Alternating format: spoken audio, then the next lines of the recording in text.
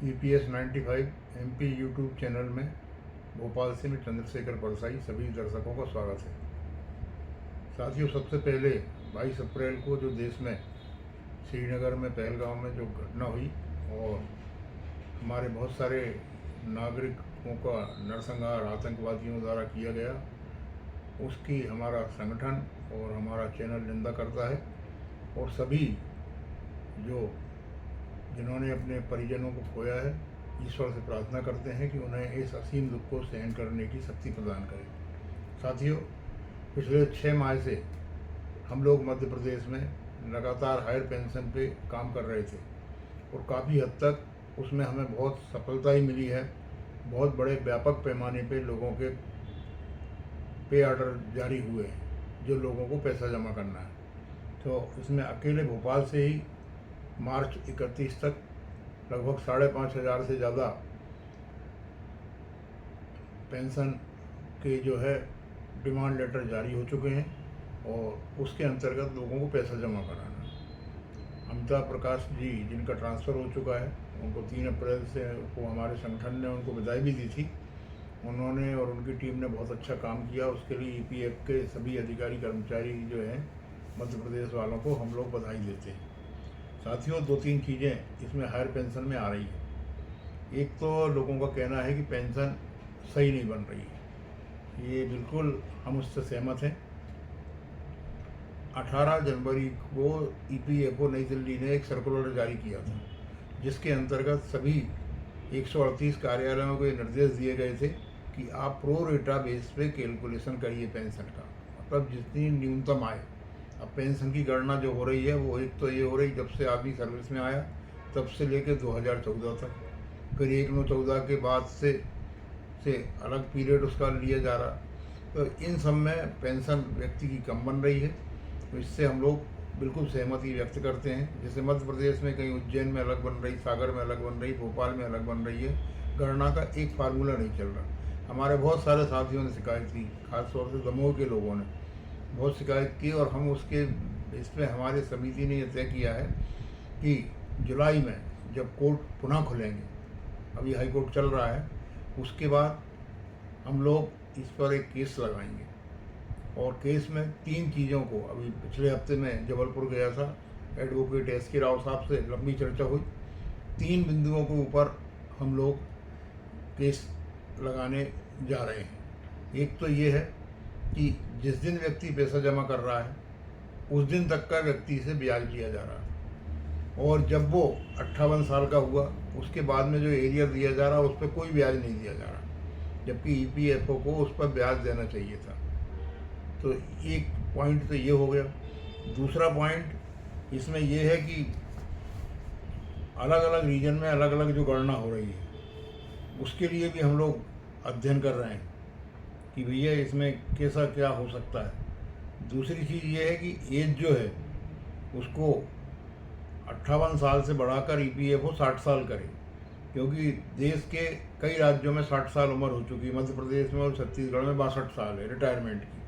तो ऐसी अवस्था में 58 में करने से लोगों की पेंशन कम बन रही है। तो एक चीज़ इसको भी चैलेंज हम लोग करेंगे।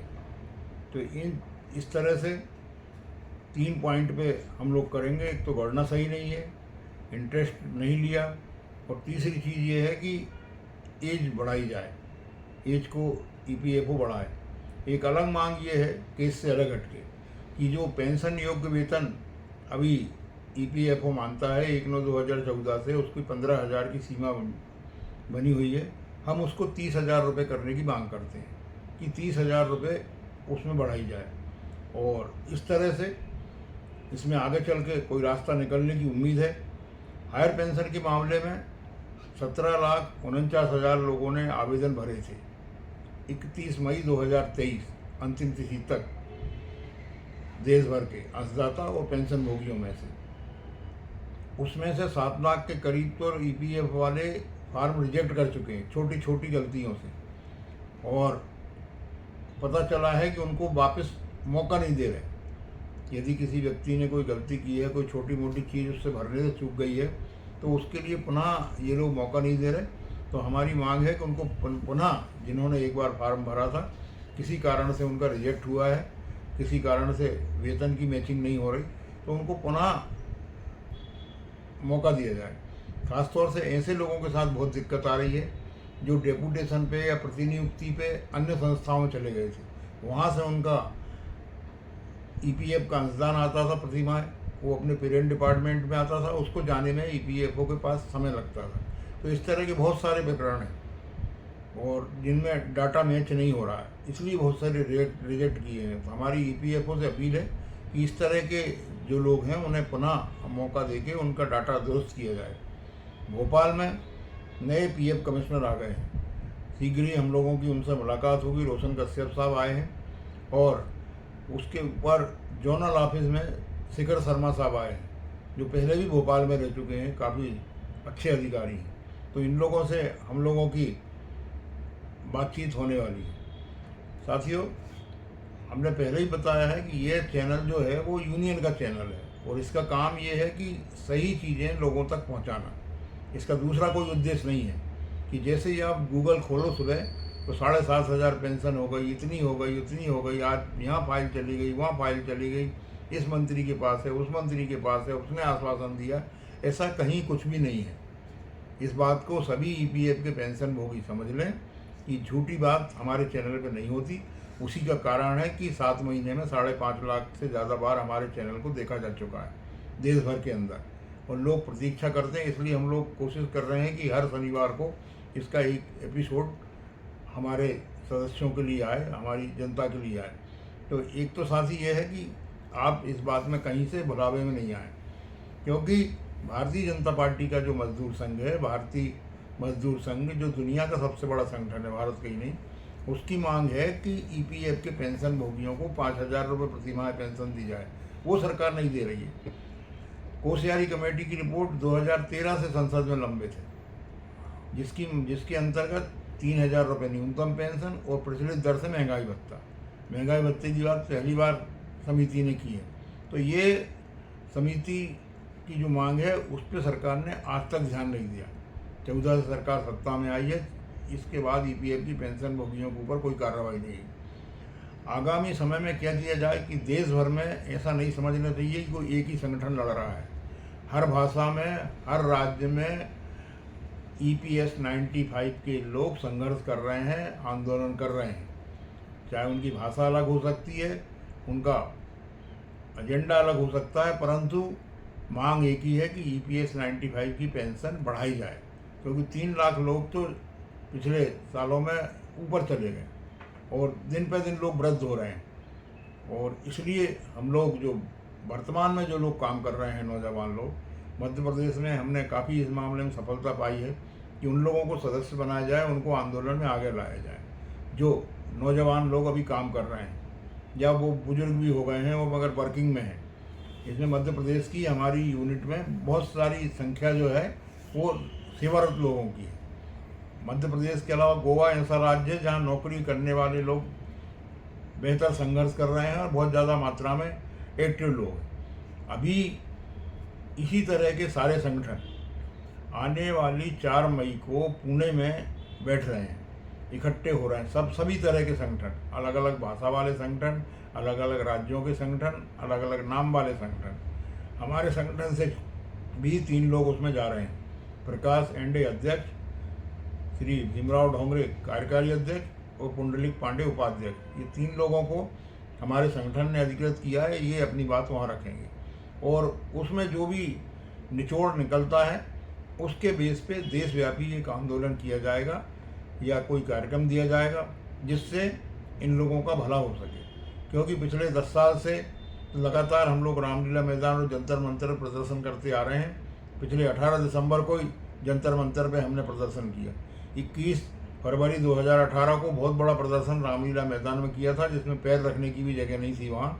उसके बाद पहली बार भारत सरकार के संयुक्त सचिव लेबर हीरालाल सामरिया जी से हमारे संगठन की चर्चा हुई 5 सदस्यों की, जिसमें सत्यप्रकाश जायसवाल उत्तर प्रदेश वाले और लता संतानी मध्य प्रदेश वाली, दोनों का स्वर्गवास हो चुका है। लंबी चर्चा उनसे हम लोगों की हुई थी EPS 95 के मामले में, और उन्होंने बताया था कि ये बहुत बड़ा मामला है, छोटा मोटा मामला नहीं है और भारत सरकार को इस पर निर्णय लेना है। हमारे साथी आंदोलन ही गलत रास्ते पे करते हैं, गलत जगह लगाते हैं, क्योंकि आंदोलन ईपीएफओ हमारा कुछ अच्छा बुरा नहीं कर सकता।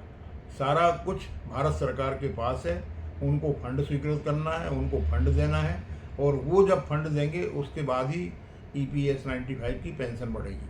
तो 4 मई की बैठक के बाद कोई बड़ा निर्णय हम लोगों के सारे संगठन करेंगे देशव्यापी।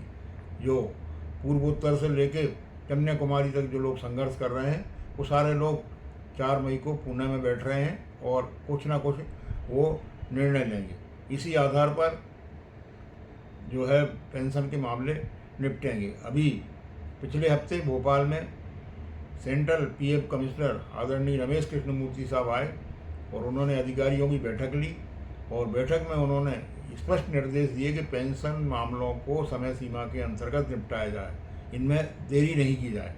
और रमेश कृष्णमूर्ति साहब ने जब से ज्वाइन किया है, लगभग 3 महीने हो गए दिल्ली में, उसके बाद से ईपीएफओ के पूरे मामले में, पूरे वर्किंग में, क्रियाकलापों में बहुत ज़्यादा तेज़ी आई है।